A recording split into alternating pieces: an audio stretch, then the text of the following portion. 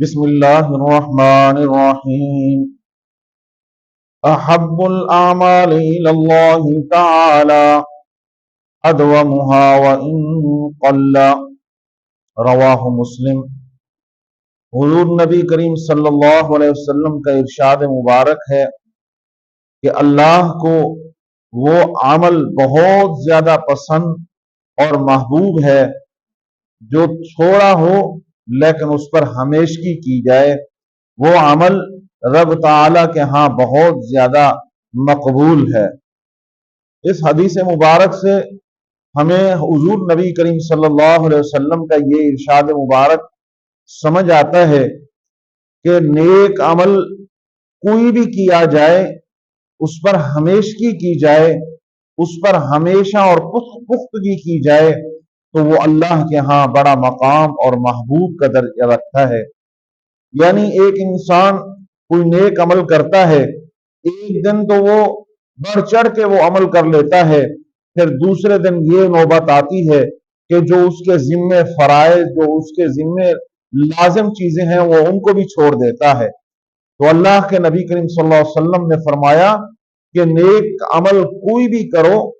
تھوڑا ہو اگرچہ، لیکن اس پہ ہمیشگی اختیار کیا کرو۔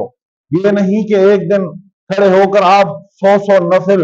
اور 10 سپارے قرآن کی تلاوت کر دو، پھر مہینہ آپ نماز کے قریب ہی نہ جاؤ، پھر مہینہ پورا آپ قرآن کو ہاتھ ہی نہ لگاؤ، قرآن کا ایک سپارہ ہی تلاوت نہ کرو۔ تو ایسا نہیں کرنا چاہیے۔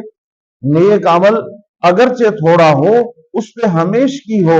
اس پہ انسان کو ہمیشہ مضبوط کاربند رہنا چاہیے، شروع سے لے کر آخر تک اس پر انسان کو پابند رہنا چاہیے، تو وہ عمل اللہ کے ہاں بہت بڑا مقام رکھ جاتا ہے۔ ایک دن آپ کھڑے ہو کر ہزاروں روپے صدقہ کر دو اور پھر دوبارہ اس چیز کے قریب ہی نہ جاؤ، اور ایک وہ عمل ہے جو آپ روز کے 10 روپے اللہ کے نام پہ خرچ کرو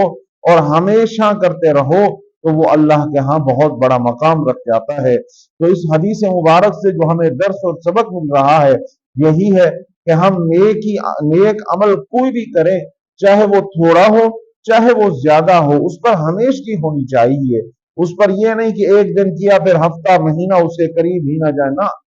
تھوڑا عمل کریں،